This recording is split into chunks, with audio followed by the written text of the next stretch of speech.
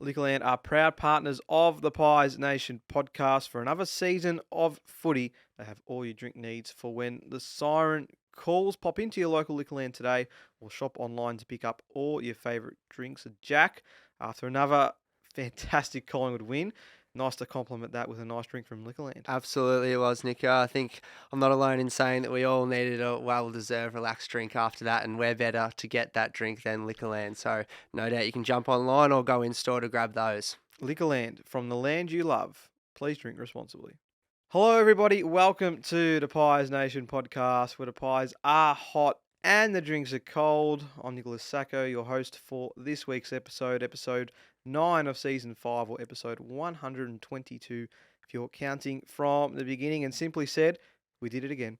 Down and out at three-quarter time, we rallied to pull off an epic that was so surprising, yet not at the same time. But the one thing that matters now is that we're on top of the ladder for the first time since 2012. Today, we'll try and work out how we pulled that victory off, get through Ask Pies Nation, and talk about how much we're all enjoying the victories that are coming, speak to another guest, a crowd competition winner, and go through a terrific victory. Well, I was going to say preview, hopefully a terrific victory from the VFL boys this coming weekend.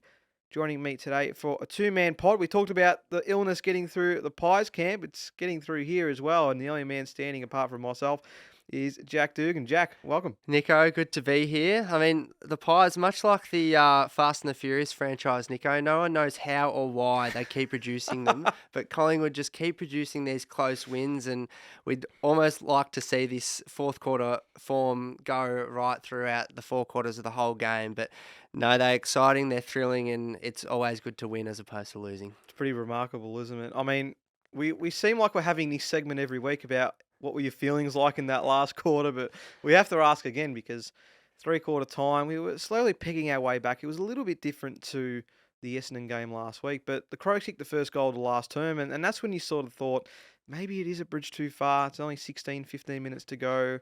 Are we going to be able to pull this through? But of course, we managed to get some goals early, and despite some interesting calls, which we'll get to later on, we were able to get a hold of them. So how were those last 5 minutes for you? Because I could only imagine, I'm talking from myself as well, they were pretty tense. Extraordinarily tense, Nico, not just in the last quarter, but I thought throughout the whole game. No doubt we'll get into dissecting how we thought we played across the four quarters of the game. But yeah, look, we're going to go back in years to come and look over the close wins that we've had over the last 18 months. And if you really dissect them, we've almost reinvented the wheel every close win we've had, and we've found new avenues to get over the line. I mean, this week it came through an unlikely source in John Noble, Ash Johnson flicking the ball over the top of his head to secure a draw at least, and then Steele Sidebottom ended up kicking the winning point. You know, it's I don't think we've had a win like that over the past 18 months in the close ones. So yeah, it's just remarkable. It points back to Craig McRae and his coaching staff once again. You know, he's installed a belief in these players that they are never out of the game, no matter the circumstances, and there's always ways to win, and we've just proved it once again. Can I ask you about that point from Steele Sidebottom? Do you think he meant it?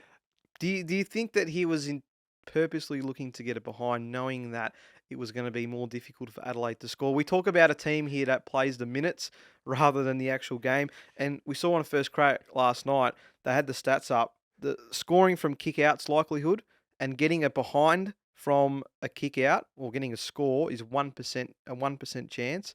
It's a 0.5% chance that you kick a goal directly from a kick at the other end. So you look at that compared to a goal from a centre bounce, 11% chance. So did we play the analytics card a little bit here with still Sidebottom? I mean, we're never going to know, but it's an interesting one to have a look at. If he has done that, it is the greatest, most unbelievable footy sense that anyone's ever had in the history of our game, because automatically when you take a mark inside 50 in such a tight contest, especially when you're either level or behind in the game, your automatic instinct, I don't care who you are, is to go back and kick the snag. But yeah, it absolutely shut out, I thought, Adelaide's potential to go down the other end. As you said, Nico, there's slim to none chance of them doing so from a statistical point of view, although they did look quite good streaming down the wing for a little bit there, and thank God Yes. Darcy Moore was able to work hard from full forward, which he was at the Yes. mark of steel side bottom, and work all the way back there and take the game-saving mark. So yeah, I mean, Steele did say after the game that he thought he was lucky to even make the distance.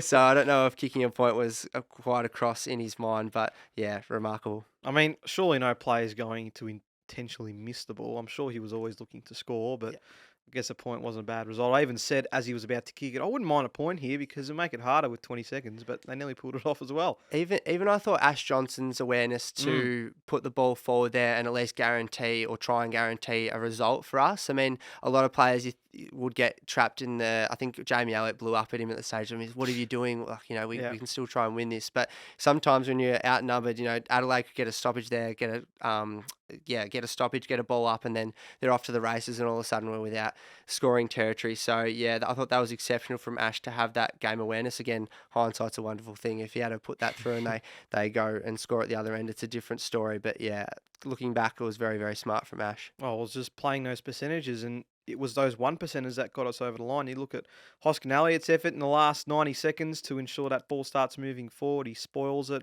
He gives away a free kick or his opponent takes the mark. Adelaide are off, and they're probably going to be the ones that hit the front. Noble, of course, running past and kicking that what would eventually be the winning goal. There were moments from Nathan Murphy, moments from Billy Frampton that it was just those little things. It wasn't exactly one particular person standing out, although there were a couple for sure, but that's the way we like to play at Collingwood, just having those small moments that make a huge difference in the end. And as we mentioned, playing the minutes. So incredible to see the Pies rise again and take another victory. We're top of the ladder now. It's just incredible to say. I actually can't believe it's the first time in 11 years that we've actually been on top, considering some of the better seasons we've had in previous years. For us to have been on top, I think it's a just reward for the effort we've put in over the last 12 months. Yeah, absolutely it is, and yeah, testament to once again to Craig McRae and the way he's got these boys believing in their ability to close out close games. And yeah, I'm looking forward to dissecting the rest of this game actually, because I think there's a lot of areas to improve on, and which is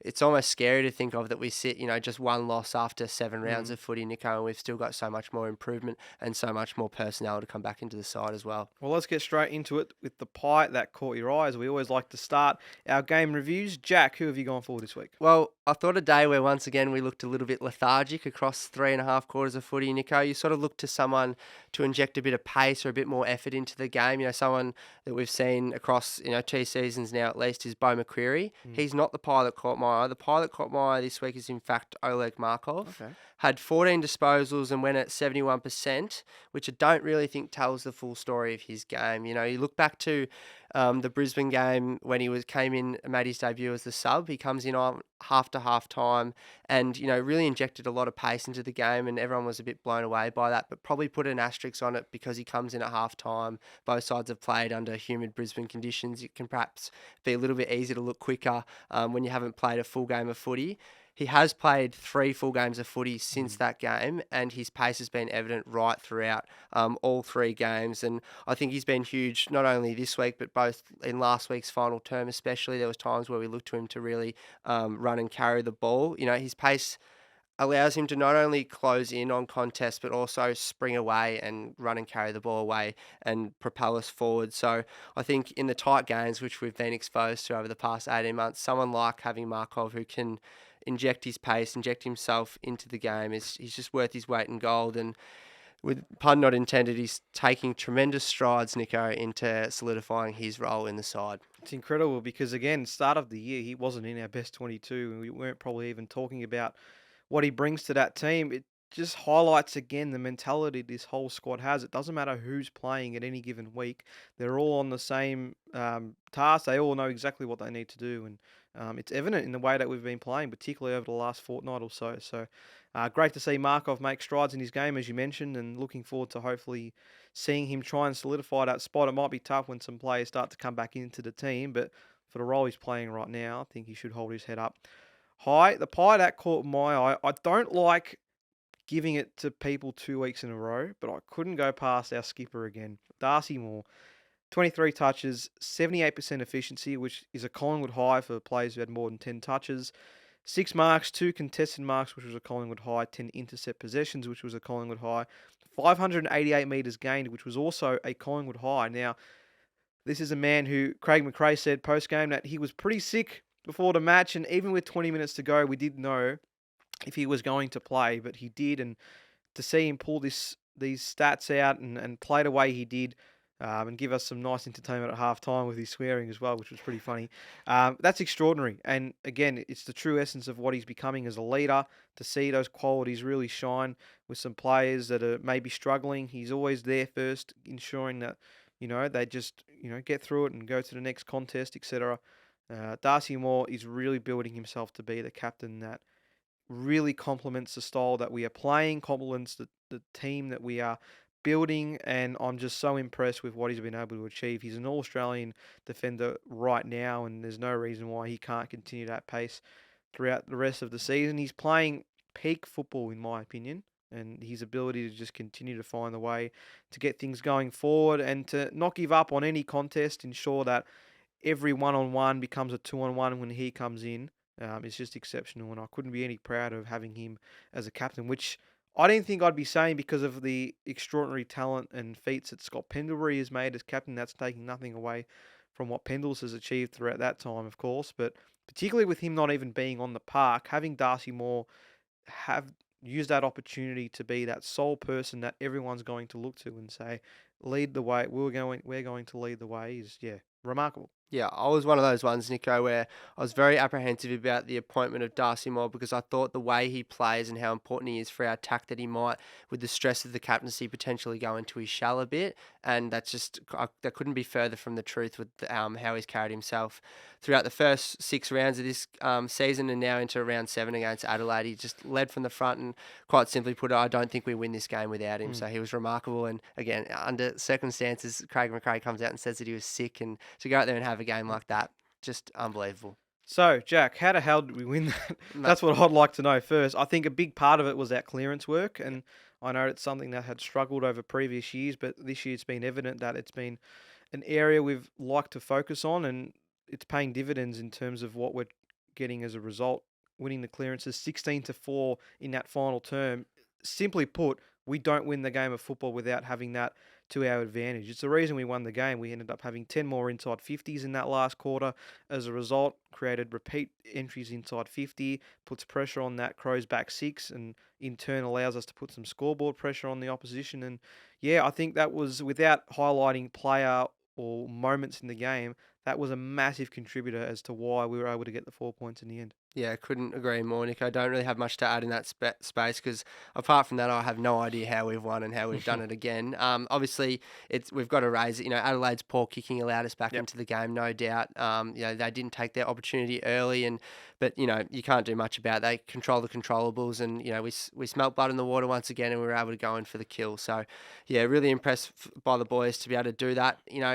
I want to bring up the fact that although Fly McRae said post game that they didn't want to use the 5-day break as an excuse, but it was evident in that first half Mm. that the boys were tired. It shouldn't be underestimated.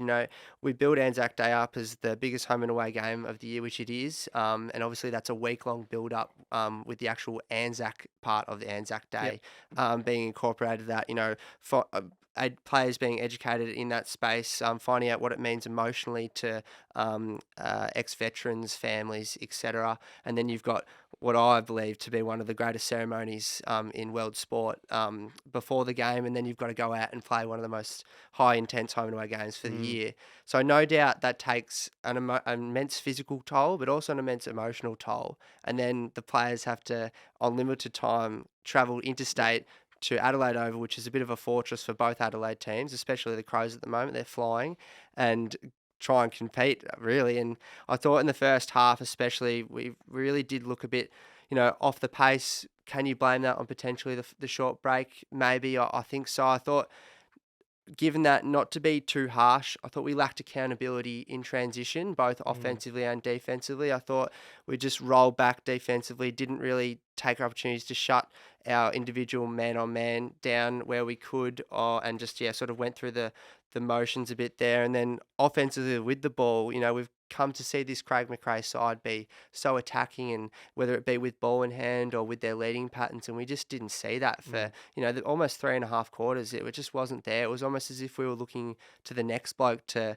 make that attacking play. So yeah, one thing I'm interested in your thoughts on the last kick inside 50 again. It's just a really struggle part of our game. Yeah, we took a long time to settle, and it could have been to our detriment had Adelaide have kicked straight, let's be honest, because that first half lead, for their point of view, could have blown out quite considerably. I agree. I think, talk about what we can control and playing the minutes and everything like that. It was our decision making again, and it was a big key as to why we were so behind in the Essendon game last week.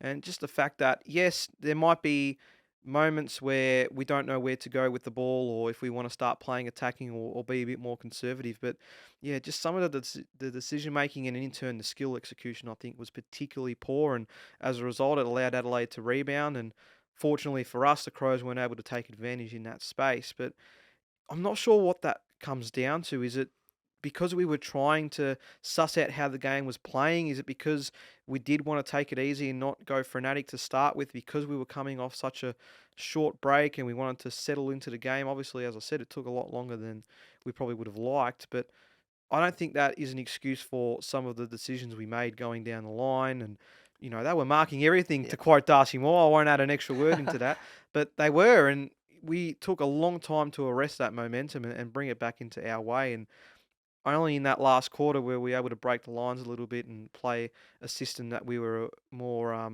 comfortable with. So, yeah, I'm not really sure what it comes down to. I mean, we might see it later on in games this year where that's the case, but yeah, I don't think that takes away from some of the disappointing entries inside 50, the Yeah. disposal efficiency, which was down on every player pretty much, and yeah, just the fact that some of our decision making at times, at critical times during the match, was particularly disappointing in that first half. I think when you're going long down the line multiple times to Yeah. Jack Ginnivan one-on-one, I mean, you're probably not making the best decision sort of Mm. structurally, or indeed just with the kick to start with. The biggest one for mine is, again, I brought this up. I don't want to run the risk of sounding like a broken record, but it's the last kick inside 50. You can't.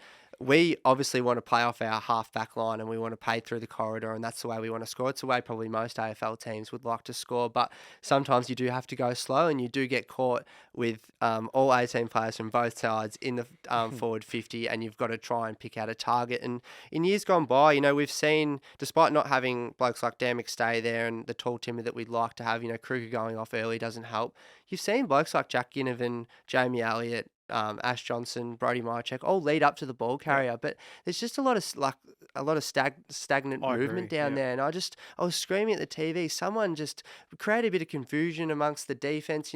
Bring a man out of the contest so there's one less Adelaide Crows bloke Just there. make a leave. Just give him something. Yeah. And it's so easy you can see it from a country mile away. You don't need to be an expert or anything. The way footy's played at the moment is sides are very good about getting an extra number behind the ball. Adelaide Crows did it multiple times with Riley O'Brien, Tom Duday. They get themselves free. They just have to land within the vicinity of the ball dropping, and they can easily kill it or take an intercept mark. So you do have to cop that, but I would like to see our forwards just be a little bit more lively and just create a bit more havoc. Yeah, it was a bit of a dirty day for the small forwards, wasn't it? We saw Bobby Hill, of course, trying to go for that dribbler kick, and all the eyes were rolling at every home pretty much that had a Collingwood supporter in it. Jamie Elliott was pretty quiet. I think he struggled to get into the game. I think he's a bit battered and bruised, Jamie Elliott, and I wouldn't mind seeing a rest come his way sooner rather than later for that sake. Jack Ginnivan took a while, didn't have many touches of the football. That probably didn't help his confidence either. So it wasn't really a small forwards day, which I was predicting in the lead up to the game. But it was more the taller forward standing up. We know that Ash Johnson was able to deliver with an important goal, but it was Brody Myercheck Yep. really that helped us get back into the game. As he tried to do against Brisbane, obviously the deficit was too far back in that instance, but him popping up with 3 crucial goals is to get us back into a situation where we could attack like we did in that last quarter was so critical, and it's such an underrated part of his game, his ability just to create goals in that sense and work extra hard that maybe his opponent probably isn't doing to ensure that it creates either a goal or a goal scoring opportunity. And he delivered in spades again by a check. He was an outstanding workhorse, and he was a big contributor as to why we got back into that contest. Well, he really works hard every week. We Mm. can't sing his praises high enough about what a workhorse he is for us. And 2 of his goals I think came from intercept marks or intercept balls from Adelaide. So it's nice to see a bit of reward for that half hard work. And how many times have you seen Brody Myercheck kick a soccer goal on the line? I'd love to know of the hundreds of goals that he's kicked for us over his career, how many times he's actually done that, because I reckon you'd probably find there's been a Mm. few. So, nah, huge game from Checkers, and probably similar to Darcy. Without him, I think we're in a bit of trouble. Yeah, spot on. I think Jordan De Goey as well, just touching back on the clearances again, he had a career high 10 clearances to go with his 24 touches and 15 contested possessions. Different type of game for Jordan De Goey, but still just as effective. He didn't have many shots on goal, or I think only 2 score involvements he had for the afternoon. So it wasn't that type of game where he was bursting through and kicking goals from 50 metres out, as we're pretty accustomed to seeing. It was more just get in and win that ball. There were probably other midfielders there with Tom Mitchell as well that were doing that role, but I think De Goey was pretty important again in that first half, just trying to get something going. Yeah, well, you spoke about it before, Nico. The clearance work ended up being the difference in the game for us anyway. And, it's headed by blokes like Tom Mitchell, Jordan De Goey. And, it's not pretty, but sometimes you just got to get your hands on the footy and gain territory. And that's exactly what they did. Got to have a bit of Dacos chat, maybe more towards Josh this week rather than Nick now, of course. We know that Nick still had 26, and for us to say that it was a bit of a lower game than we're probably expecting says a lot for someone that hasn't even played 40 senior games yet. But Josh Dacos, huge, 31 touches for him, and pretty outstanding in the midfield and particularly on the wing, trying to continue to move that ball forward. What did you make of his game yesterday afternoon? Yeah, I thought he's exceptional. I mean, he's flying under the radar a lot because he's competing against his brother, unfortunately. He had 30 disposals on Anzac Day, and you didn't really see too many Mm. news tabloids about him there. And probably once again with Josh, I thought he wasn't alone. I mean, it was a strange old day. I felt like Geordie had a big influence on the game as well. But, there was times where he just couldn't quite get his Mm. hands on the ball or couldn't quite execute the kick or handball. But, that's just footy. And, yeah, Josh very much the same. An interesting umpiring decision involving him, which I'm keen to dissect, Nico, once we get there. But kicked a really important goal for us, put one out on the full. He had a bit of an everything game, but his work this year shouldn't go unnoticed. Yeah, absolutely. And I mean, one more person I want to highlight before we move on again was Billy Frampton. For him to kick a goal against his old side, he's got 2 in 2 now, Billy Frampton, which is fantastic to see. But just talking about that clearance work, I think part of that has to go to him for competing. He had such a tough task coming up against Riley O'Brien and at times Thilthorpe. And of course, with the fact that the ball was, we mentioned with the marking from Adelaide's point of view, and there were times where he just wasn't getting to the contest quick enough, and O'Brien was able to come into the side and take some pretty keen grabs. He adjusted his game a little bit. He started to get a bit more involved, but it was his work in the ruck that I think just being able to nullify that contest, just to create something and ensure that O'Brien wasn't having his own way, it was a big help in getting those midfielders first use of the ball. And yes, he only had 20 odd hit outs, but they were very important hit outs to help those midfielders get some things going. Yeah, absolutely. And I say before, I'm critical of, the way we played a little bit, but you got to remember as well, we're coming in not only underdone, but undermanned as well. And blokes like Billy Frampton,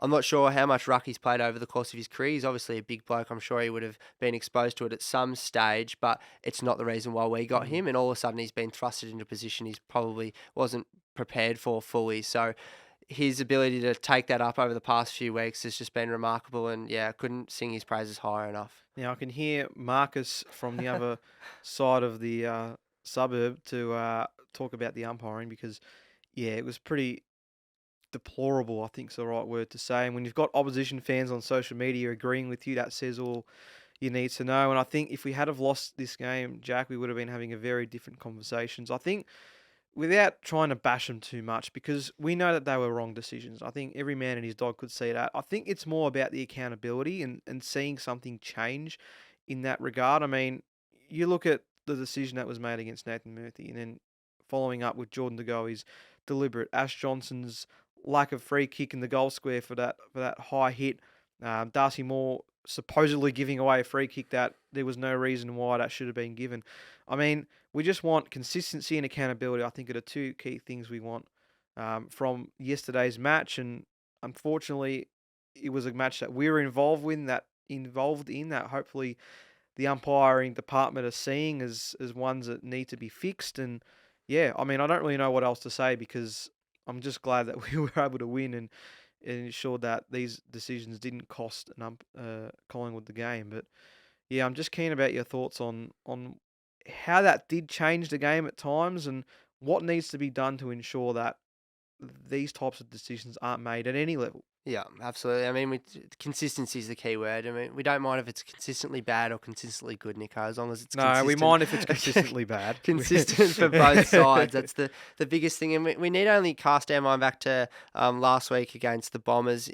Cole Langford gets that front-on free kick where I was dubious on whether or not our player even touched him. And, of course, if anyone can't remember, it was the passage of play where the Collingwood fan didn't give him the ball back, and he goes back and slots a goal. We all know the story there, but you look at that and go, okay, front on free kick, yes or no, flip of the coin, whatever, it gets paid, move on. And then you look at the Murphy one and you say, with 4 umpires, this is almost the reason the rule's been brought in, to stop players who have no right being in the contest, absolutely smashing blokes from front on.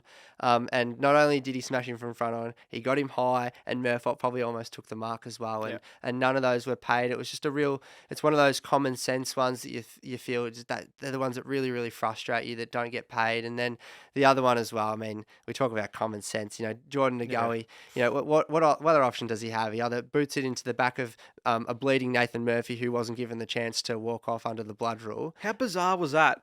That the umpire didn't realise that there was blood coming out of his nose. It was clear as day. They don't call a blood rule, and he's just happy to continue the game. Yeah. Just bizarre. And then Jordan De Goey, what option does he have? Does he boot it? I thought he did. I didn't think it was deliberate, but he boots it into space. The ball trickles out of bounds. It's a tight game. You're playing with a bit more tense in the muscles. No doubt that plays a part. And it goes out of bounds, and the umpire, as it almost trickled through Nathan Murphy and the doctor's legs, pays deliberate. And yeah, the Ash Johnson one, that's clear as day. We don't need to sort of speak more on that, straight around the neck, not paid. And the one that I want to talk about is there was earlier on in the fourth quarter, this stand rule, Nico, where a very good side at sort of, abusing might not be the right word, but, working our way around this rule. We're certainly been an exponent of it, getting back quickly if we're not told to stand. Now, my understanding is if the player's not told to stand, they still have the time and the right to either get out of that contest or keep moving until they are told to stand. Now, ball comes out of half back line, pretty, ominous bit of ball movement in front of Josh Dacos's opponent, takes the mark, he goes back. Josh, as he's well within his rights to, because he hasn't been told to stand, moves a couple of steps laterally or maybe even backwards. Umpire, without any warning, 50 metres, come with me, and it was a very long 50 metres, might add. It might have been up towards the 75 metres, and it's just things like that are extremely frustrating. And on the contrary, I can't remember what quarter it was, but what about when Nathan Murphy takes the mark in the back pocket and he hasn't moved an inch past his line? Yeah. Umpire calls play on, ball goes out of bounds and gives Adelaide an opportunity on goal. Now, you tell me what that rule is intending to do, because I understand that with the stand rule, it's made it a bit more complicated with where players can be and how quickly they can move over their line to play on. But I'm telling you, I've looked at that footage, I reckon, 10 times, and Murph hasn't moved an inch, not a muscle, and the umpire's called play on. And I cannot understand for the life of me what that comes in, because it's not just in those games. It's happened all season where there are players that have gone back on their mark, they haven't moved laterally, left or right at all, but yet they continue to call play on. It's a ridiculous rule. Yeah, it's such a frustrating thing. The umpiring is always going to be a very topical thing in our game, and sometimes it's a little bit unfair because we do play in a game where the ball doesn't even bounce up consistently the same way, so it's hard to say that the umpires have an effect. But this week I thought it was very, very average. Just really, when it's bad when really blatant calls aren't getting paid, and as a fan you want the really, really blatant ones to be paid. So yeah, well, they got a new CEO now, so hopefully they can sort that out. Were there any other notes to discuss from yesterday's clash? By the way, it's now 7 consecutive wins at Adelaide Oval, so pretty huge for us to continue to build that as our own fortress. Yeah, I know. I said a fortress for the 2 Adelaide teams, but we go over there and play quite well for sure. And no other notes to discuss. I'm really looking for, hopefully this week up against the Swans, Nico. We can get the fire burning a bit quicker, and we can sort of see the good old Collingwood of old that we've seen in the start of the year. Because you look back even to the Richmond game. I know we didn't perhaps kick as well in that game, take our opportunities, but a week before that against Port, we can see what this game plan looks like when it's put into effect over 4 quarters. I mean, we relish the close games, but I'm sure we'd prefer not to be in that situation week on, week out. So, yeah, hopefully against the Swans we can put in a better four-quarter performance. And they're not exactly travelling that well either, Mm. Sydney at the moment. So, and not only that, we're at home for the first time in, I can't remember how long, I think 2014 or 15 Yeah. might have been the last time. So, a really great opportunity for us to pounce and hopefully put on a bit more of a convincing performance for all four quarters. But we'll see how that goes. Before we wrap up this first segment, let's get to our votes. Now, the fan votes, of course, we give them a bit more time to get those through. Not as clear cut as it was last week with Nick Dacos, who was put on a big lead, but I think there's going to be a lot more players featuring in the votes this week. So we'll get those fan ones out shortly on our social media pages. But in the meantime, let's get through ours before we wrap up this first seg. So as I do every week, I struggle with the votes, Nico, this week. I've given my one vote to Bo McCreary. Okay. In games, again, where we look a bit lethargic for three quarters, you're really looking to those guys who are just going to consistently play how you'd expect them to. And I thought Bo presented with his pace right up the wing, continues to add strings to his bow and tackled hard as always. So, yeah, shout out Bo McCreary, gets my one. Two I've given to Brody Myercheck, spoken to that. 3 goals is just huge. It's good to see a reward for effort for a man who's just such a massive workhorse for us. And I've given the 3 votes to our captain. I just simply don't think we win without him. I agree. I'll say right now that 3 votes are going to Darcy Moore, just for, I guess, a lot of the facts that I mentioned in the pie that caught my eye, because I thought he was outstanding once again, and he's playing like a true leader. I gave 1 to Brody Myercheck. I thought, as we mentioned, those 3 goals really got ourselves back in the contest, and they were just critical. Not just that, but the way we got those goals was just superb, not just from Myercheck's effort, but from a whole team point of view as well. So fantastic to see him contribute in that way. And I gave 2 to Josh Dacos. I thought with 31 touches, it was hard to miss. I know his effectiveness with disposal wasn't exactly there, but in saying that, there was about 15 other blokes that were in the same point. So I think Josh Dacos is continuing to build nicely. I'm happy for him to have underrated games, but it's also nice to see him get the highlighted matches like he did on Sunday. We've got heaps to discuss on the other side. AskPiesNation, we get to hear about the joys our fans are having of seeing us win all these great games. And of course, we have the Guess the Crowd competition winner on the line after as well. So stick around. We'll be right back. This halftime break is brought to you by Liquorland. Liquorland have all your drink needs for when the siren calls, including the Smithies draft cans, which are available in packs of 6 or cartons of 24 at Liquorland. A nice little draft alternative, Jack. Absolutely, something different, albeit they are good, the VB or the Carlton Drafts of the world, but something different in the Smithies can, and you can get them right at your Liquorland store or even online on their website, Nico. Pop into your local Liquorland today or shop online and click and collect in just 30 minutes. Liquorland, from the land you love. Please drink responsibly. Welcome back to the Pies Nation podcast, where the pies are hot and the drinks are cold. Let's get straight into Ask Pies Nation, Instagram, Facebook, Twitter, YouTube, Spotify, Apple Podcasts, wherever you may find us, we will be there for Ask Pies Nation. So be sure to get involved. And the question put up by Lukey today, by the way, we should mention he was meant to be back today. Luke, unfortunately, he's feeling a bit unwell. So hopefully next week is the week we can get him back in the studio. Shout out to you, Lukey, and of course to Marcus as well, who's not here either. But the question was, have you ever had a more enjoyable time supporting the Collingwood Football Club than you are right now? Have you? The answer's no, Nico, I haven't. It's been remarkable, albeit a little bit frustrating on Sunday, but gee, when we look back again at this 18 months and the memories that we're going to have for a lifetime, yeah, I don't think I have. Well, let's get through what the fans think, and we'll begin on Instagram with TDFO76. Love that players like Rusko, Kelly, Markov, Frampton, Hill, Mitchell, etc. can come into the senior side and fit right in and do what is required. They are not overawed or out of place. Everyone has brought into the team system and philosophy that Fly has implemented. Player A gets injured, we just plug in player B. That's what it does feel like at the moment. Yeah, that next man up mentality for sure, Nico. And I love that not being overawed call as well. I mean, Tom Mitchell, Bobby Hill, and Dan McStay, it's not often they would have played in front of 95,000 people on Anzac Day or indeed in front of the big Collingwood crowds that we draw. And that's a massive factor. And for them to sort of thrive in that situation, hats off to them. Gav Comtesi on Instagram, been supporting for 37 years, and this is the first time, based on the brand of football, the players we have, and the coach, The whole AFL community love what we are doing. It's exciting football. There is no quick and easy. There is no quick and easy. The best. I'll state that again. It's exciting football. We are easily the best sports entertainment going around at the moment. It's a class act on and off the field, and to see us compete with an injury list of important players rivaling a MASH hospital is nothing short of exceptional. So, a big one there from Great Gav, call. but got through it. Christine Edwards on Instagram. I think it's because we are always looking to take the game on and take risks.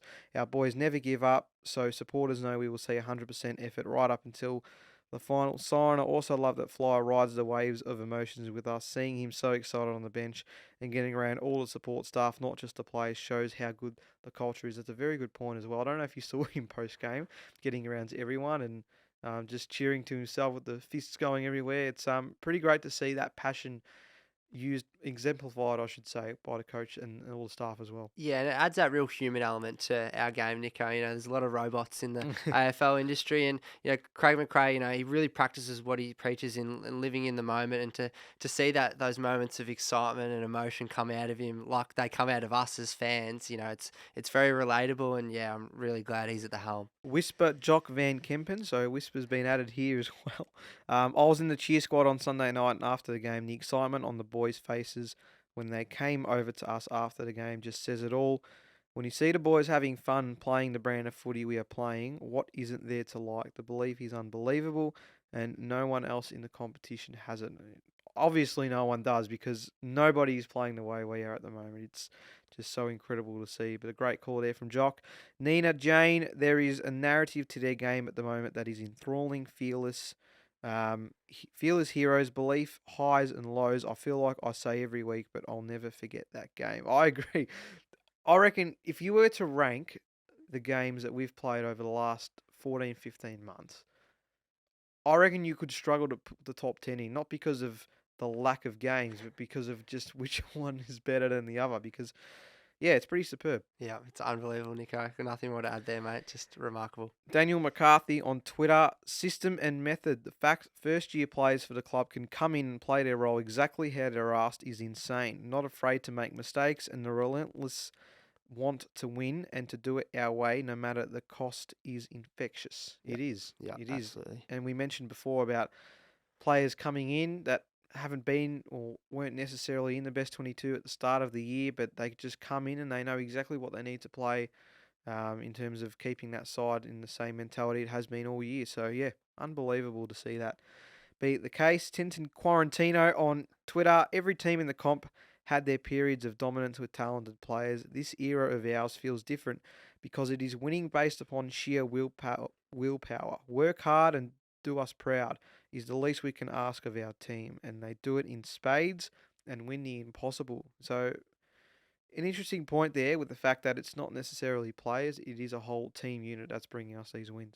A throwaway line that I've often used, Nico, is you don't mind what the result is, but obviously you do. But as long as you want to see your team go out there and give it a red hot crack, and to say that not only does our team go out there and play the minutes and fight right to the end, but to have so many thrilling wins, yeah, I'm struggling to wrap my head around it, and I'm waiting to sort of look. I mean, I know we lost the prelim by a point. We try not to bring that up too often, but aside from that, it is just it's. I feel like a broken record. It is unbelievable how we're able to pull this off time and time again. Ian Suckling with a good one here. 2010 and 2011 were pretty good, but 2022 and 23 so far has been fun. First time I've laughed at a win before last night.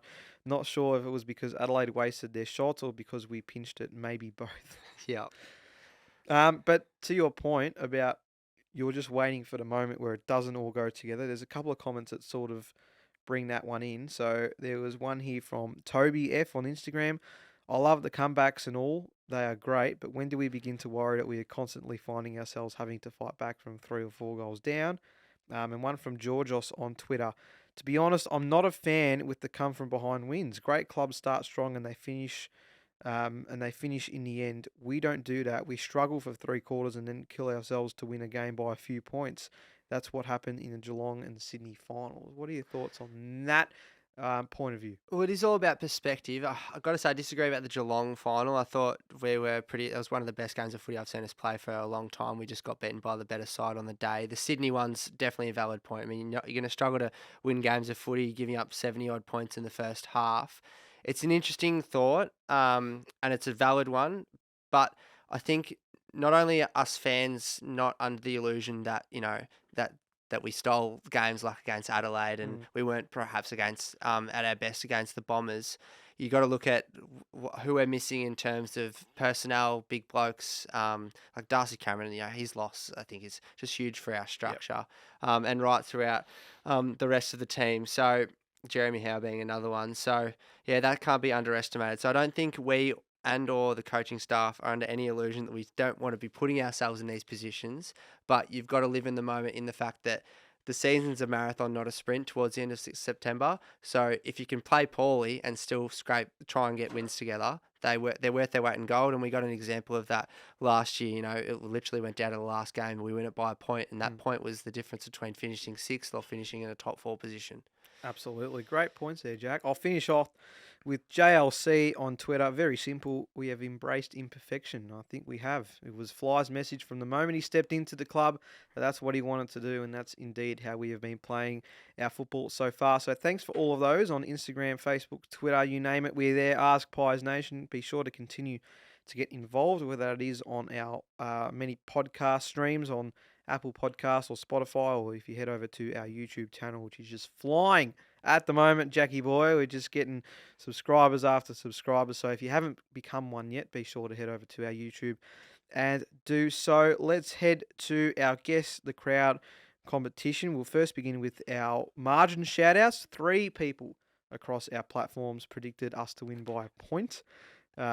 Louis Chicaro on Twitter, 1 point. Daniel McCarthy on Twitter, 1 point. And Gabrielle on Twitter, 1 point. So they were our shout-outs for the margin. I don't think any of us were predicting 1 point, that's for sure. But as we always like to do, let's seamlessly, as if nothing's happened, it's a bit of magic in the studio, and all of a sudden we're on. All made possible, of course, by Derek's amazing under-the-table invention of the headphone hooks, I should say. Yeah, absolutely. Derek's just a gem at the moment. I mean, he's probably not too happy with the Saints on Friday night, but I'm sure he's over that by now. So they'll keep winning as long as they keep beating Carlton and other teams like they did. We don't have to play them again, so we don't have to worry about it. But let's get to the guest crowd call, and we've got David ready to speak to us. So let's get his thoughts on how yesterday transpired and his journey to being a Pies fan. Let's see.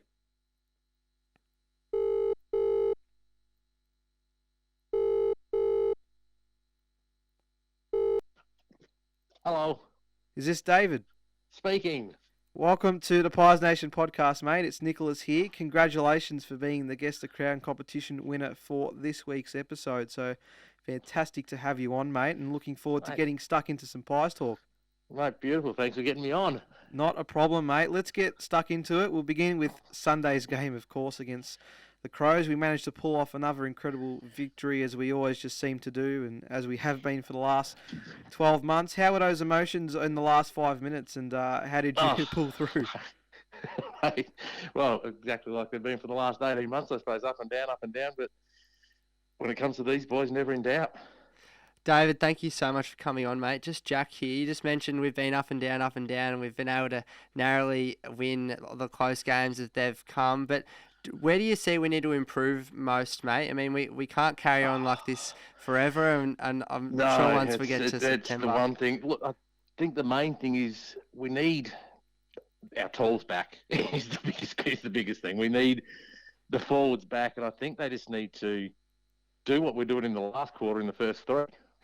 Yeah. Well, has the fact that we haven't had that personnel been the most impressive part of our incredible start to the season so far, from your eyes?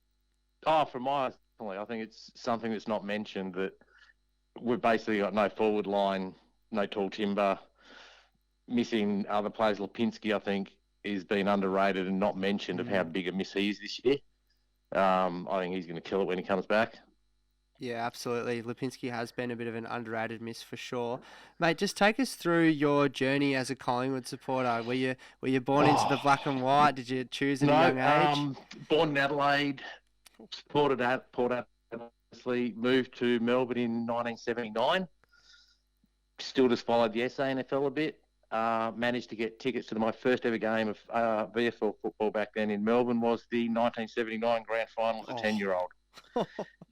And well, exactly 120 odd thousand in the northern standing area. And I remember at the end of the game watching grown men just cry, Collingwood supporters cry with the loss. I thought, no, this is my mob. Wow. So I Nice. supported them since '79, mate. I'm glad that you didn't go the other direction there and you went for that filth and that you've Yeah, I stuck with could a never Pies fan. have. Nah, very good, mate. Now, what we like to do with our guest the crowd callers, we like to ask them about a particular memory or a moment in a game that really sticks with you personally. It might not necessarily be a huge grand final or big final. Is there a particular personal game or memory that sticks out to you as a true definition of why you are a Collingwood fan? It's realistic. It's hard to go past that '79 grand final. Yeah. It was to me just the backs against the wall as a kid, not remembering a lot, but reading about it now. They weren't meant to win. They weren't expected to win. We'd been bottom the couple of years before. And I think that just personified of what they were like. Unfortunately, at that age, coming from Adelaide, when Port Adelaide won every year, thinking, good, they're the Magpies too, we're going to win every grand final. Didn't quite work out that way for a while. No. Well, mate, I actually wanted to ask you a question on that. You're uniquely placed to have an opinion on this as you've supported both Port Adelaide Magpies and the Collingwood Football Club. There's been a lot of circus made in the media about, the use of the Magpie in Port Power's jersey. Where do you see it fit? Do you feel like it's fair enough they try and stick with that heritage, or are they a separate entity now in the I AFL? know it probably goes against a lot of supporters, but I've got no problem with it Yep. as long as it's not against Collingwood. Yeah, I think that's fair enough. And in the end, they are a bit older than us as a club, but and it is a different Guernsey bars. Look, I think if they want to wear it for their home games, as long as it's not against Collingwood, I got no problem with it. There you Yeah, go. look, to be honest, I think that's the attitude that Collingwood supporters are starting to get towards now. They're sort of taking the bias away from it a bit. So, yeah, Yeah, I can and definitely I understand think it that. was the fact that they always went so hard of trying to do it and cause rifts, and that might have been a Koshy Eddie thing, who knows? But yeah, I think a lot of us are coming around there going, it's a different Guernsey. It's not against us. It doesn't matter. David, it's been awesome to chat to you, mate. We appreciate you coming on and giving us some of your memories of being a supporter in the black and white, and hopefully we're celebrating a lot more wins to come throughout the year. Thanks for coming on, mate. No, thanks for the time, mate, and keep up the good work with the podcast. Thanks, Dave. Thank you, See you, mate. buddy. There we go. That was David as part of Guess the Crowd, and that could be you if you guess the crowd correctly or closest to it. So be sure to keep out for all the social media posts on Game Day by Lukey. There'll be one about guessing the crowd, and if you are closest to the pin, that will be you joining us on the podcast next week. We still haven't had someone guess it right to the exact number. Yeah, well, Nico, you speak often about how I managed to get on the podcast through Guess the Crowd, and I didn't even get number one spot that week. I was the runner-up. So, yeah, it'd be a very, very good effort if someone could get the crowd on the We nose. might actually have to get them in the studio. If they manage to pull that off, it would be unreal, wouldn't it? But keep trying. I'm sure we'll get there one day, that's for sure. But let's move to the VFL wrap. Of course, no Marcus in the studio. Probably a good week for him not to do the VFL wrap, seeing as we're coming off a bye. But we do play Williamstown this Sunday over in the windy suburb of Willie. So should be an interesting game to see how we go. We're 7th at the moment, and we've had a couple of course, we had that big win against Essendon last week. So hopefully we can continue that winning charge coming into that match against the Seagulls. Our VFLW side beat Darebin by 26 points. We're into the top 4 now, but we play the top of the table Cats this week. So it'll be a big test there for our VFLW girls. Now, before we wrap up, I don't know if you want to add anything here, Jack, but I know Marcus used to bring in a nice weekend headline to wrap up the episode. And of course, he's not here, so I'll take the mantle to do this. Got the Swans. Now, before we get to the exact weekend headline, what have you made of Sydney this year, and where do you see them in terms of what they will bring to the table come this week. Well, I think a lot of people in the footy landscape this year, perhaps after a heavy grand final loss, would have given the Swans an off year. You know, if they hadn't just missed finals or got into the eight but not really done anything, they would have given it a pass and just sort of put it to that heavy loss that they suffered last year to the Cats in the grand final, which there's no way that we would have lost by that much. But anyway, No moving way. on. No way. But yeah, I rate Sydney highly. They're going through some struggles injury wise, as we are. They've had a few outs, dropped a few games they perhaps wouldn't have. One being against Port, and this week just recently against GWS, which they would be absolutely filthy on. And you know, apart from that beating against Geelong, I think from what I've seen, they've looked as solid as they were last year. No one they were a bit like us last year. No one really expected them to finish in the top four or making a grand final, and they proved everyone wrong and are now solidifying themselves as a genuine force in the comp. It's a funny old one that we've met each other at this time, both going through our injury woes, both going through a bit of strange form. You know, the Swans would have really looked to close that game out against GWS, and again, they will be dirty on themselves that they weren't able to do that.